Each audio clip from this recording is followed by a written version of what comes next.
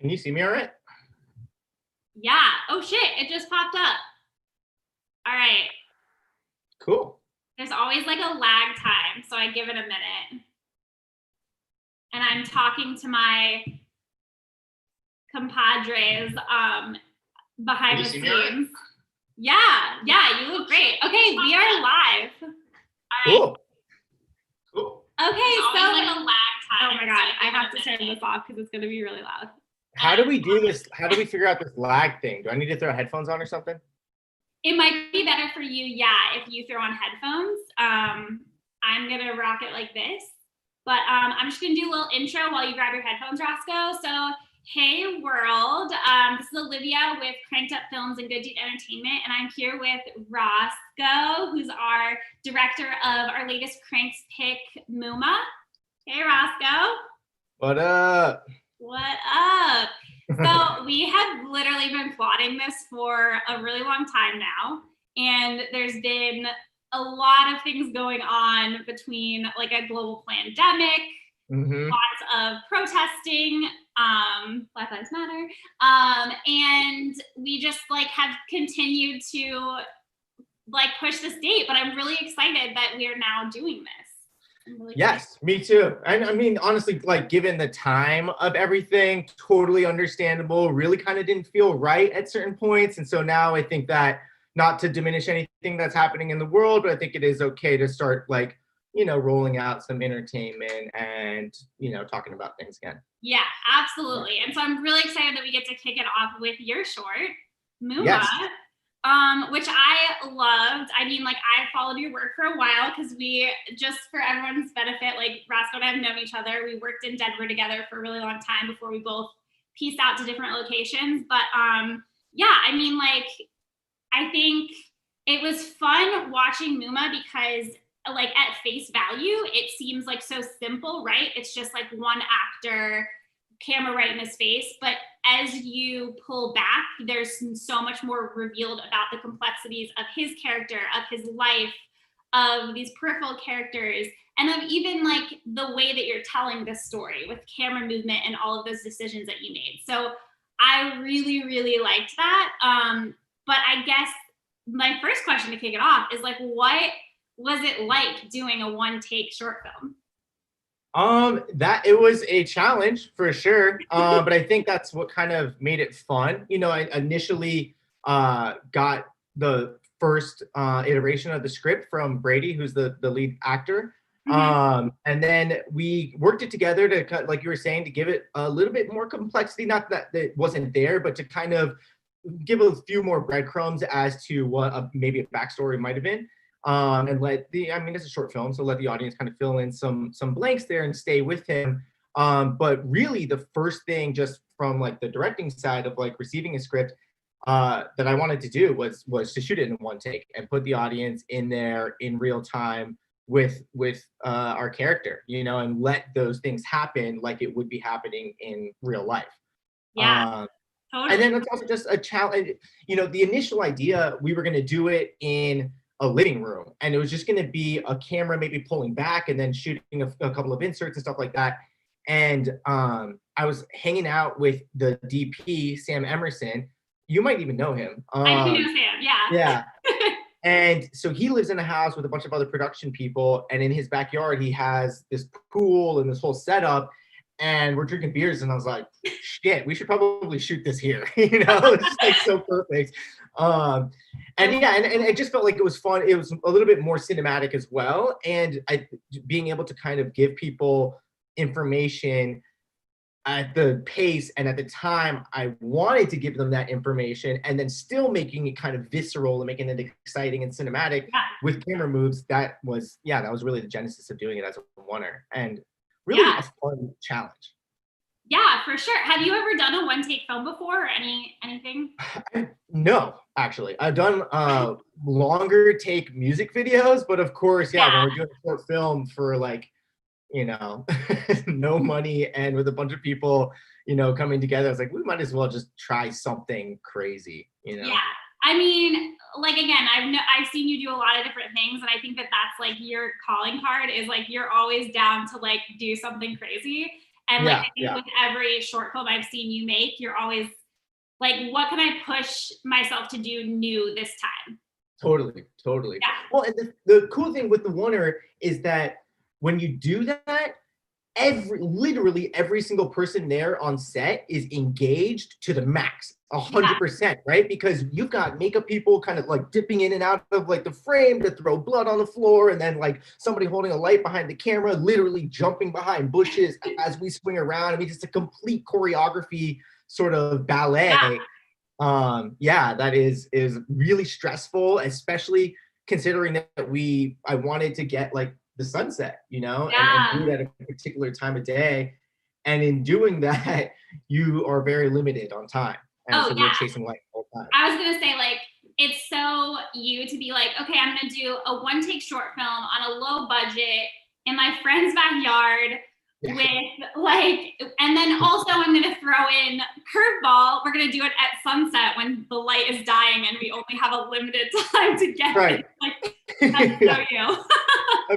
I mean, there's a part of that is like, obviously doing it at sunset and having that time, it creates a mood. The lighting is nice. There's also this sort of music video director, commercial director in me that shoots literally everything at sunset, Yeah.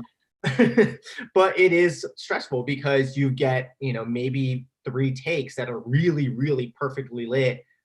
If that, maybe 2 or 3 takes to nail it. And we did. I think we used the last one, so. Yeah, you did. I love that. I mean, I remember when you were like choosing selects and you were like of different shots. And I remember you even sent me some like samples and you're like, which lighting do you like better? Yeah. It was great. Yeah. It was great. You know what? Actually, now that you say that, yeah, this was a while ago. It's like a year ago. Yeah. But I did actually, yeah, I think we did shoot 2 takes. One that was really relatively dark, and then one in the dark to see if that would work. Yes. Yeah. I Yeah. remember you sent me those, and they were both. I mean, they're both great, but it's just like about. That's what I like about you is you're always like you're very collaborative in your decisions, but then you're also like thinking about all of the ways that I mean this whole different lighting setup, this whole different take would give the whole film a different vibe entirely. Right. Well, and the thing that's such a risk in doing that too is like it's the true like definition of killing your darlings, right? Yeah. Because one is lit well and the camera works great, and there's this portion of the performance that's awesome, and then maybe this other part that isn't necessarily bad, but maybe I like this other iteration slightly better. And yeah, that was really painful decision making process. I'm sure it's so different from I mean, it's almost like live theater when you're doing one take. It's like you have, like you just said, you have to go with the one that you choose. It's not like editing a film where you can take parts from different takes and piece it together. It's just 100%. I gotta choose the best, what I think is the best one. So yeah, yes, that's really cool about doing that. I totally agree. Do you think I have enough water? I know, I was gonna say, I see you staying hella hydrated. I love it. Respect. I just noticed that when it just took up like half of the Zoom screen. It's so great. I mean, Rosco, what I love about being able to do this live Q&A with you too is that like your personality comes across and you're so like vibrant and funny and just like warm, but your films are so dark and twisted. Literally every single one is so dark. I feel like they get darker and darker too as they go on. Like, what draws you to tell those kinds of stories? What inspires you? I don't know. I think I'm just, a fan of genre. And I think that, showing some things that are darker and on that end of the spectrum is a good balance, because like you're saying, I am so like lively and vibrant and fun-loving kind of guy. That I think that, I think life is all about balance, and so I think it really, for me, and just on a taste level, it balances things out for me. But I think, you'll notice in the movie too, is that with the last song is this big Shirelles 50s style, dance, ballroom or like dance number. And I think that is also because it sort of provides this catharsis from being in this totally dark world to then having some relief, and that Yeah. being, almost an indication for me that, hey, look, it's just a movie, like, good. Yeah. I hope you thought something. I hope you felt something. At the same time, I hope you're entertained. And this is, Yeah. this is entertainment. For sure. And What struck me about that, and again, this is, I'm hoping that people go check out your other work when I say this, but like you had your other short that I showed at a festival that I ran, right. Bobby, which Yeah. started out with that really playful cartoon, and then Yeah. that the characters watching, and then got really dark. And then I loved, like, that was almost, again, another calling card of yours when I saw the end of this film and you went into that snappy song. I was like, that reminds me of Bobby. Yeah. And I like that too, because and just even when I'm watching a movie and if it ends on like a big number like that, I'm like, ooh, all right, that was fun, and like, let's do it again. Yeah. And even if it was dark. You even did that with like the whole tension throughout the whole movie. Like you start the movie kind of quiet and then it like drops you in with that phone ringing, and then music builds throughout with the tension. I think you told me you worked with a composer on this film. Is that correct? I did. Yeah. A guy named Andrew Scott Bell. Really, really talented guy, that one of like the first people really that I met here, was just like kind of a neighbor to the DP. And and so we worked together on this. Really awesome. I mean, he does so much horror film stuff that he really just knows where to work the cues, and we tracked it together. And I think we knocked it out in a session. And yeah. That's awesome. Yeah. That was a lot of fun. Great. He did a lot of, he even did some of the sound design. And it's just, given that it was a labor of love and being a short film and not really having any money, you're working with your friends. And so you're trying to give everybody as much piece of it as you can, and it was cool. I didn't even really have to give him very many notes. I mean, we worked it together. I wanted to do something more on the minimal side as opposed to having this big soaring thing behind it the whole time.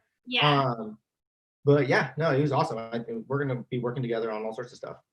I love that. Yeah, I mean, I definitely thought there was a good energy there with the score and what you did direction wise. So, I mean, it really carries the film. I mean, again, you drop in with that phone and then you end and like with sirens, and then you go to that cheerful song and you're like, what just happened? It's like a visceral reaction throughout. So it's very good and very Rosco. There's a quote from Nick Ancosta. He's the guy that made Channel Zero and all that stuff. Really, really cool writer and showrunner. And he says in your scenes to get in late and leave early. And I think that's exactly kind of what we did here. And I love that, because you're like, when you get in a little bit late, you're trying to catch up and trying to figure out what's happening, and then you leave people with something to be slightly desired.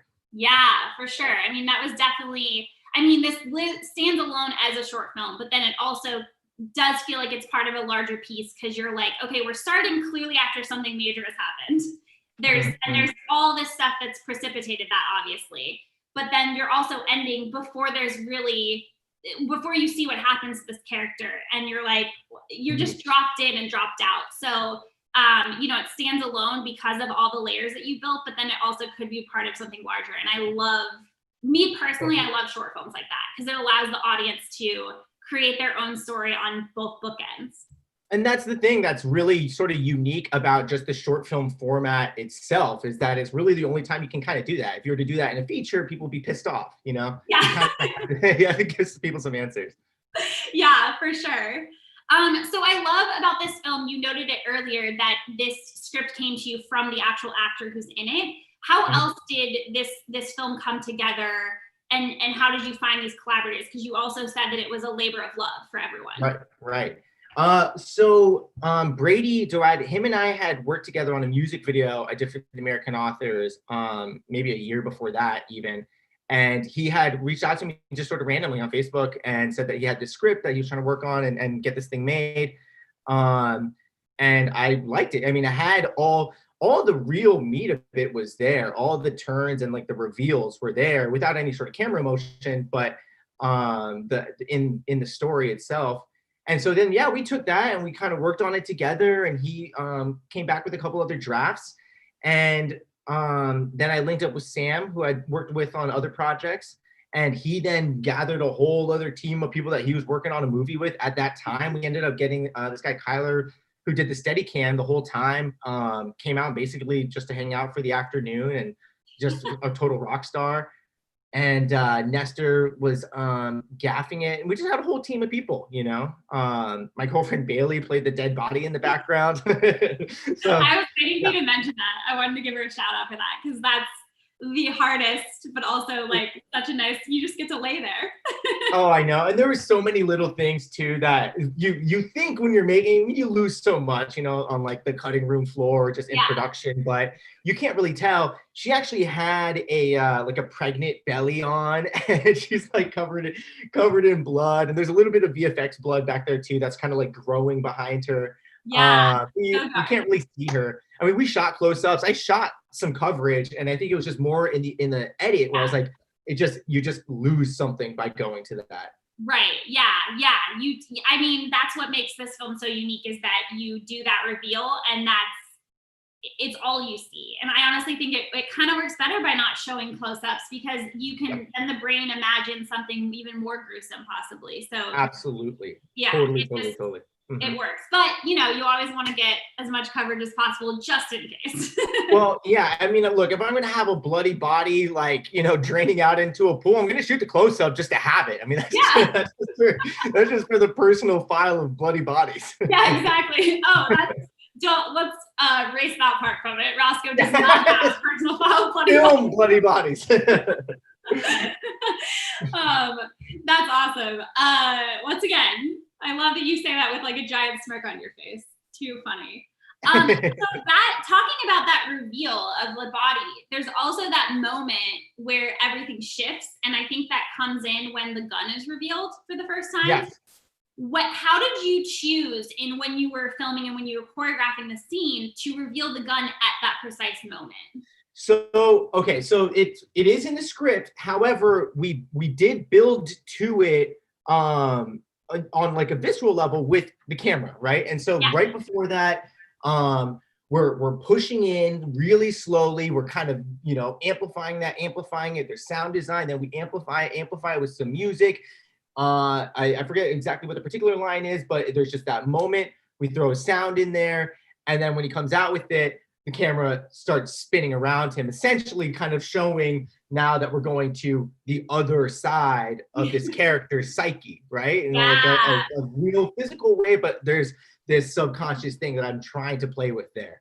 Yeah, and then because from that point on, we're really watching him from his back, and at this point on, he's a different guy. He's not this likable character anymore. He's a guy that is either, you know, going to do something to himself or has done something terrible, but something definitely is dark here, and it's no longer somebody just fighting with their mom. Right. Yeah, exactly. I know it's so interesting to me because like I obviously watched this multiple times, and you know, the first time you see that reveal, my reaction was, oh my gosh, like he's suicidal. Right. And then you're like, okay, wait, there's something more to this. Like as things go on, you have all these misdirections until the reveal at the end. But you still, again, like we've said, you still leave it open-ended and allow the audience to create their own ending to this man's story. And that's why this short film is so strong. Like I said, it seems simple, but then it's so much more than that. Well, and that's the thing too, and you get that a lot of times when you see oneers, you'll see it kind of done as a gimmick, and there's really no rhyme or reason to why the camera is moving other than they think it looks cool to move the camera. Whereas here, we do it on this really kind of subliminal level that maybe a lot of people don't notice, and maybe you do kind of subconsciously, or maybe not at all, but at least I had a reason to move it. And even when he stands up, originally, we kind of do this 360 because there is now a shift in the world. Something's happening. He's stopping his mom from hanging up. And then when he sits down and we do this gun reveal and we do another sort of spin move around him, it's because something is shifting in the narrative. There's something shifting in the tone. Uh-oh. Am I still there? Yes, I heard everything. Can you hear me? Okay. Yep, I got you. Here, let me turn my other Wi-Fi off. I feel your pain. Dude, it's crazy. It's so funny too, because like for some reason I'm in the middle of Hollywood, right? And Yeah. I'm in the one building that's like an old hotel or something like that, and it has just completely old wires, and AT&T just has the absolute worst internet, which is great for somebody that needs to upload and download shit for a living. So. I know, that's so terrible. I mean, I currently am like right now I'm in a city, but like the other half of my time I'm in like a rural place, and so I have to like hotspot from my phone most of the time, and it's oh god, awful. So I feel like a pain. yeah. Yeah, not having Wi-Fi in this day and age is a struggle. Oh my god. Well, and the thing is too, I mean, I spend half of my time living out of like cafes and coffee shops, which is obviously no longer a thing. And so yeah. And also very expensive. Extremely expensive. Yeah. Overly expensive. Like those coffees could be like $5 to $7. This plate of a single egg is $15. You're like, I can't spend this kind of money for internet. Yeah, exactly. I love it. No, so Rosco, we talked about it a little bit, but I really want to dive in. Like, you have a certain knack for being able to really manage these like low budget films. I mean, obviously, I know every filmmaker dreams of a bigger budget, but you are very good at doing low budget films.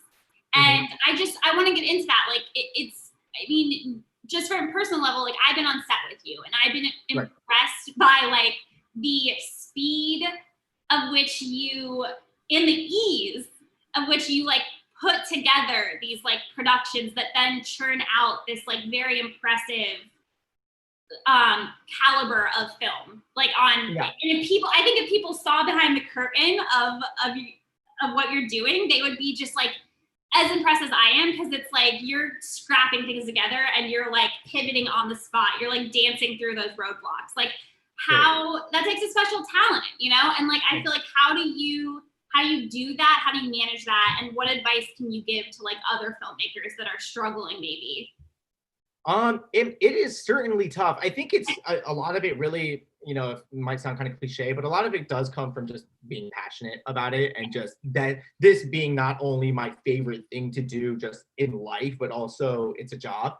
And so then, you know, there's a total blend in like what entertainment and work is. Just honestly, just truly just unadulterated passion. Did have some help on this one, a little bit of like from an executive producer that kind of came on a little bit later in the game, a guy named Trey Triplett. That sort of helped kind of ease something, so we could at least give some people some money. And even when you're not like paying somebody, say, a full rate, but you're at least giving them money just out of principle, like, hey, you are coming out and you're giving us your afternoon, you know, we'll feed you, we'll give you a couple of bucks. That helps to get people to be a part of it. But I think it's really just having a group of people together that are really, really passionate about making stuff. And I think that helps to put these sort of scrappy things together. Otherwise they wouldn't work, you know, and it also wouldn't work if it was completely self-serving. So it's like, if this was just a thing for me to, you know, put out there for myself, then what would be the point, you know, and what would anybody else want to be a part of that for? But yeah, so giving, like, you know, for instance, for Sam, him DPing that when he hadn't been DPing a lot of stuff was really good. It was really good for him to like at least put his foot forward. And then for, you know, Brady to be starring in this thing and as a writer, and then for me to have a short, and just a lot of, you know, a lot of things like that. So I guess if I were to give a bit of advice to anybody, it would be to just be passionate. You know, I mean, if you're not passionate, I don't think it's worth making unless it's your job, right? But yeah, which is, even then, the industry is oversaturated. If you're not passionate, get out. That's very true. There's a lot of other people that are fucking dying to do whatever music video that you don't want to do, you know, or commercial or industrial or whatever. Exactly. But yeah, I think, at the end of the day, it's just keeping that passion, finding what makes you passionate, you know, even within the space or genre or types of characters or types of messages, especially right now. for diverse voices. I think there's a real big gap and a area that we can, there's room for people to blossom, I think. Yeah, absolutely. We definitely need like diverse voices. We need their stories. I say all the time. So I'm glad that you noted that, because there definitely is, even though there's an oversaturation of people, there's also still room there. And I think that that's a good positive thing to note. Totally. And I know, Rosco, I know, and you said it too on this chat, but like you kind of got your start and still make your like real bread from commercials and like music videos. Yeah. And I think that that's a unique background to then come from and make narrative films. But then I know your work, so I know how the two kind of feed into each other. Mm-hmm. Like, describe your background as a director coming from those things and how that maybe plays into your approach to narrative filmmaking as well. So I've always had the intention of making films, right? But at the same time, I was working in the bar and doing all this stuff. It was just taking a lot of my time, and I was able to luckily find my way through music, doing kind of like tour documentaries and recap videos for festivals and stuff. And that was just sort of a natural progression into music videos. And they happen to give you a little bit of money, not really very barely a living wage, right? Like this is just like my head is this far above the water. But but that being said, it gives you an opportunity where you can kind of make shorts that other people pay for and also pay yourself, and kind of hone that craft. So I'm not really doing a lot of like the booty shake music videos or pure performance music videos. A lot of them have these sort of storylines. And so I'm playing with, kind of generating emotion and figuring out how to like earn moments. Even if it is a 3 or 4 or 5 minute video, you're still setting something up. It has an act structure, so you're setting something up, it gets somewhere, and then you're earning a final moment there at the end. Right. And so then translating that into a bigger format or a narrative format is just kind of a natural progression, Yeah. But yeah, that is totally where I still work. And, I'm doing just pitching on a bunch of stuff right now as the world is coming back into fruition. Yeah. And we'll see how doing COVID safe music videos and commercials will be. I mean, I have, if I do land this thing, I'm doing, I'd be, Zoom directing somebody in Nashville. So having a crew out there, and I'll be on a computer. That's so interesting. Yeah. We'll have to circle back and talk to you after. Hopefully you get it, and then we'll circle back and talk to you about that, because I'm very curious how I've had a few friends that have done that, and I'm just curious to talk to all you guys about that experience, because that's 100% like a new thing, and it's fascinating to me to be directing. Yeah, and I've been trying to wrap my head around it, and I guess it kind of makes sense where I would just be watching them do the scene. I can't really see what's in the monitor with the exception of him putting the thing up against. Yeah. So I'm just like, oh, hopefully it looks good, and then I guess give direction on the performance, Yeah, I mean, it's definitely going to be a challenge of like, I mean, a director's role is so heavily communication, so it's vision, so it's like that'll be a test of like, can you communicate strongly to get your vision across? Like that'll be the ultimate test. And energy is such another thing that I find, like, especially on my sets, and that is going to be a real challenge because if I'm seeing something, especially in a music video, I get excited. I'm like, oh my God, yeah. And that's going to be really hard when I'm just a little screen in the corner, like, Just hearing by yourself. I love it. Like, turn my volume up. Yeah, you're going to have to figure something like a foghorn or something. Yeah.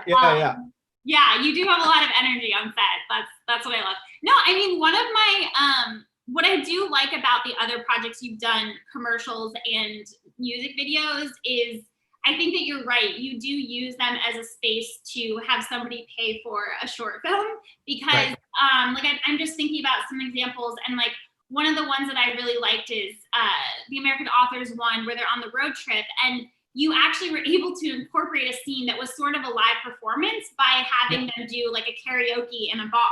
And I just love that, like, you're lending to both worlds. Like, so many bands want this live performance aspect in their video. And that's kind of like it's done so much. And then you found Right. a fresh way to do it while also weaving it into this larger story about these characters, these people. Right. It's awesome. Yeah, thank you. Yeah, and that was, yeah, very specifically wanted that to be a part of this narrative and of this universe that we had created. And I thought it would just be such a disservice to the video if we then cut out to them in front of, you know, a bunch of lights in the studio and saying, you know, I mean, not that there's anything wrong with that in other videos, but just didn't feel like the vibe of this kind of vintage road trip Americana thing. Right. And then another video you did, and we were talking about diversity of voices, diversity of characters, all that. You did another one, and I think it was also for American authors, where, and correct me if I'm getting this wrong because I'm going off of memory, but it's the one with the two soldiers. Yeah. And one, I believe, did he come out? That was for Brick and Mortar. That was the Brick and Mortar. Yeah. Right. Yeah. Right. So Brick and Mortar video, and correct me if I'm wrong, one of them comes out, is gay, and then another one defends him or something. I don't remember the whole context, but you did have, I mean, I thought that was such an interesting way to present that, like those characters, that story, gain empathy, all in a music video. Right. I mean, speak to that a little bit. That was a real challenge. We did want to say something, right? And that band is just so inspiring. They have such inspiring lyrics. And at the time, they were doing something in New Jersey, or they were on the road, so they couldn't really be in the video. So it had to be fully narrative or fully something. And yeah, for whatever reason, that was the concept that came to me at the time.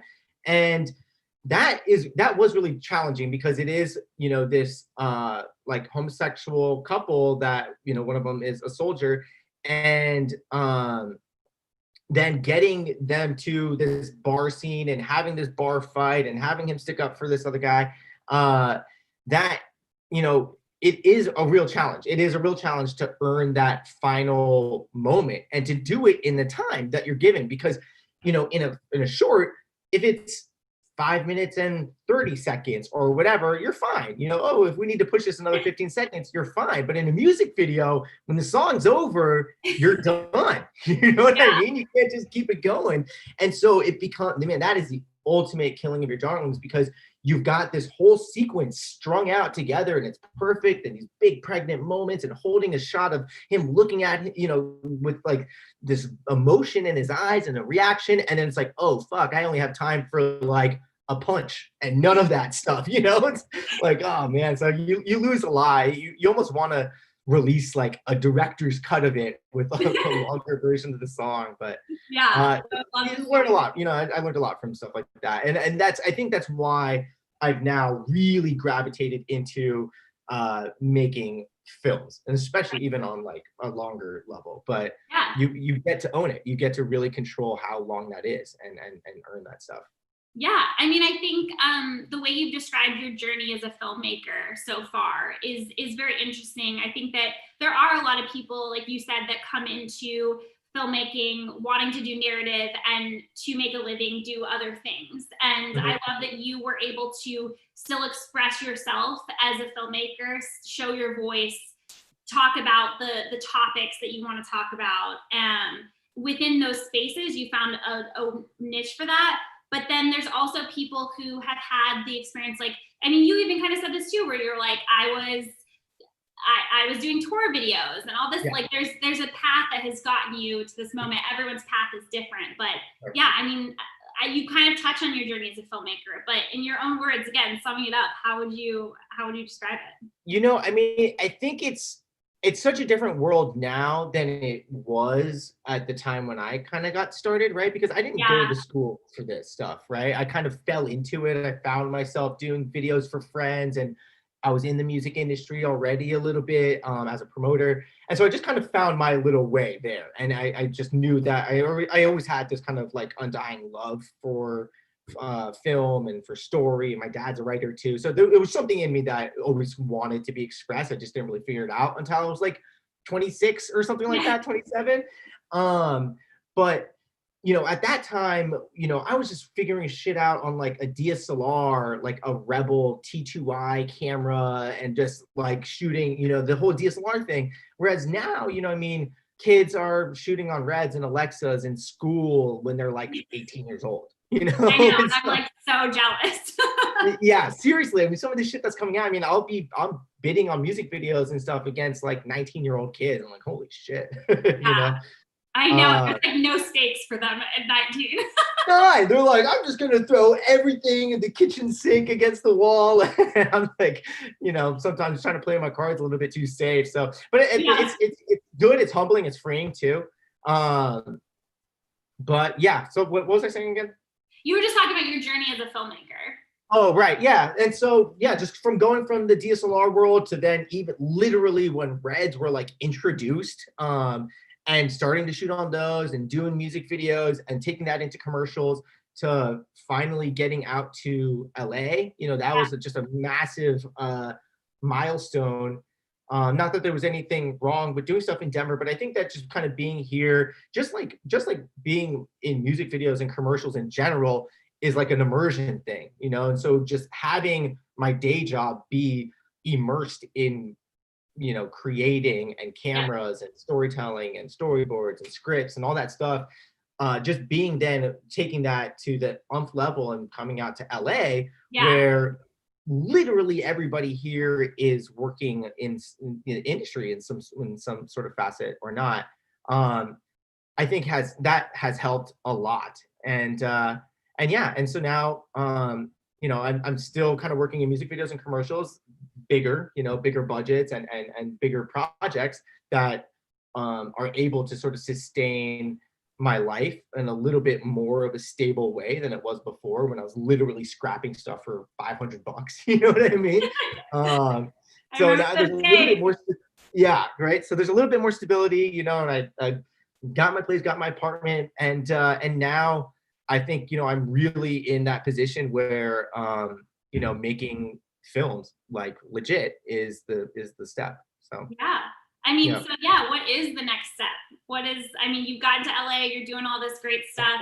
I know you're cooking up stuff. So what's next for you, Rosco? So a big part of just being here is that ungodly word networking, but just like really just meeting people and getting like I said, everybody's got some sort of a foot in something. And I've been writing for years and years and years and years and years, and I got a feature script that called Paradise. That's a supernatural thriller, parallel storyline thing that I've been just kind of just working and working and working and working, finally getting it into different coverage services, and it's coming back with really good scores and getting recommends and stuff like that, which is kind of coveted in that world. And so now I'm just getting that ball rolling, like starting to talk to managers and producers and trying to get financing and that whole world of making an indie film. Yeah, I know, it's a big world, but I mean, I do, just from knowing me personally, and I, like, full disclosure, like I've read Paradise, and like and this is all just Olivia Carmel speaking, I love it. But I think what I know about you is that you're always grinding, you're always hustling, you're always teaching yourself new skills and like challenging yourself to do the next thing. So I love that about you. That's why I personally was like, we gotta get Rosco on Crank's Picks. We gotta get him on, because I just know it would be a great conversation with you. And on that note, what I am doing like right now very actively is, in the meantime of doing this whole fucking Paradise thing and getting that all built up, during quarantine, I ended up writing another thing, a tiny little contained thriller that we are 100% going to make as a little micro feature, just to do something within the next couple of months. Yeah. And just shoot it, self-fund it, honestly do it. I won't say how much, but like do it for a very, very small amount of money. And see how it goes. And if that's awesome. Wait, so you said a micro feature. So it's a micro feature. Yeah. Something, what? It's a feature. Oh yeah, it's a feature. Yeah. That's amazing. And you're just gonna do that as typical old scrappy Rosco and his friends. Exactly. Super scrappy, the MUMA formula. And it's, 5 characters, 1 location, takes place in 1 night, shoot it over 5 days, and make a movie. Honestly, Nice. that's like really the step right now. I've been waiting for you to tell me that you're going to do that, and so I'm really excited to hear that that's coming to fruition. Yeah. For you. I'm excited to make it. Yeah, that's amazing. I'm really excited for all the things you're doing. Love that you're spending quarantine still grinding away. Oh yeah. I mean, Yeah. what else are you gonna do? I mean, I sometimes I almost felt a little bit guilty because, like for my girlfriend or other people around that were really pulling their hair out without anything to do and completely stuck at home. When you're a writer and this, is that you can do that anytime. Yeah. You can literally always have something to do. So yeah, I know, and it's almost like it's almost beautiful because even when you're in like 4 walls, you're in you can take yourself to other worlds because Yes. of everything that's in your head, and you're just like, Right. I mean, I could sit and like stare at a wall for literally hours because I'm just thinking about all of these different like scenarios the Which characters is are in. the definition of escapism, right? That's what we're doing, is like we're letting our own minds escape and then hopefully letting an audience, feel that as well. Yeah, I love it. I mean, I love knowing that that is what you're doing with your time in quarantine, Rosco, is that you're sitting and creating worlds and characters. And I'm really excited to see those characters on screen sometime soon. Yes, ma'am. Well, Rosco, I have loved chatting with you. I mean, I know we do it in our free time anyway, but I've loved to show it, putting this on the Cranked Up and Good Deed channel and letting people in on this conversation. I think you have a lot to say as a filmmaker, and I'm glad we could have you. Well, I really appreciate it. I love Cranked Up. Honestly, I have Nightmare Cinema posters on my wall over here from before you even worked there. I went to go see it at this little tiny theater here in Hollywood and got all the stuff. So that's so cool that you are there, and the universe is cool. Yeah, it is. The universe is very cool, especially in this industry. It's a small world, but I love it that way. Awesome. Well, I will talk to you very soon, my friend. Thank you again. And everyone that's watching this, please check out Rosco's work. Rosco, where can we find you? I'll post a link to my Vimeo channel and my Instagram and stuff like that. You can find everything there. Awesome. Thank you again, Rosco. It was great to see you. Thank you. Later. Oh, I gotta sign off. Where am I?